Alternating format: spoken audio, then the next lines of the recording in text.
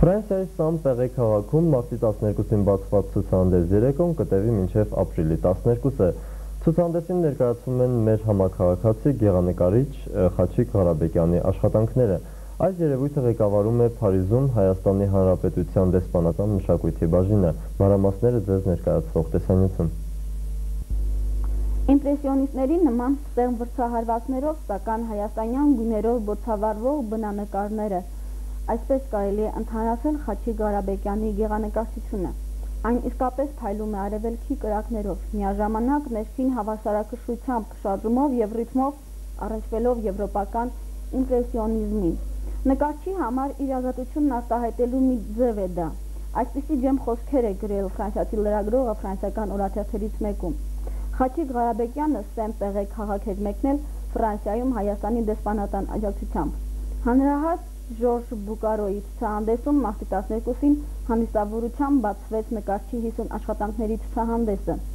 Բազմաթիվ թերթեր, հեռուստա և ռադիո հաղորդումներ անդրադարձել էին գեղանկարչի ստեղծագործություններին։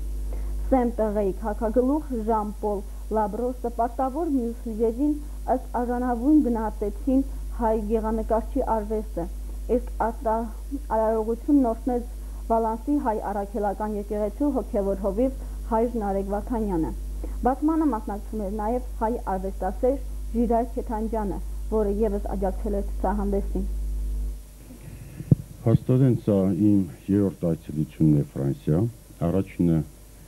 81 թվականին էր, ում հայ արվեստագետների հետ ամբողջ Ֆրանսիան շրջագայեցինք, իսկ երկրորդը 88 թվականին անհատական ցուցահանդես եմ ունեցել Ֆրանսիայի Բանյո քաղաքում։ Հաստատեն 20 օր ես այնտեղ ոչ միայն կարողացա իմ ցուցահանդեսի հարցերով զբաղվելու, այլ նաև ուսումնասիրելու Փարիզի ամբողջ հնարավորին չափ արվեստի կյանքը, մի շարք թանգարաններում եղա, Պիկասոյի թանգարանը, Ռոդենի թանգարանը, Լուվրը և շատ Օրսեի թանգարանը։ Իսկ այս երրորդ այցելությունը արդեն հրավեր էր անհատական մեծ ցուցահանդես կազմակերպելու, որտեղ գործնականում ես ցուցադրել էի 50 աշխատանք։ Աշխատանքների կեսը ստեղից էի տարել, Վանաձորից, մյուս մասն էլ ես Ֆրանսիայում նկարեցի, և հետաքրքիրն ինչն է, որ ֆրանսիացիների համար հայտնություն է իմ նկարչությունը ֆրանսիական բնանկարների, երբ որ ես նկարել էի,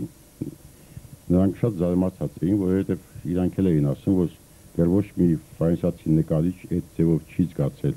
մեր բնությունը, ինչպես դա ես էի զգացել։ Եվ դա իրանց մամուլում էլ շատ ասվեց, գրվեց։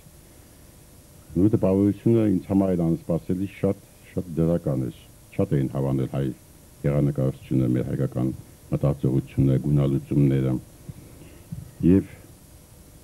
այդ ցուցահանդեսը փաստորեն հենց առաջի շաբաթում ոչ միայն մի շարք նկարներ գնվեցին ֆրանսիացիների կողմից, այլ նաև նրանց մամուլը բազմաթիվ մեծ հոդվածներ գրեցին իմ մասին։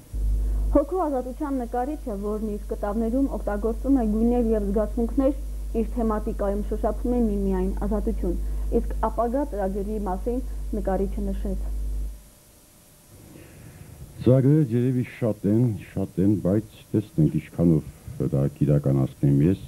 Ու այս տարի լրանում է ամռանը իմ ծննդյան 60 տարին, այսինքն առանձնապես ես նման հոբելյաններով կամ ծնունդներով չեմ ոգևորվում, բայց ուղղակի դա պարտավորեցնող է,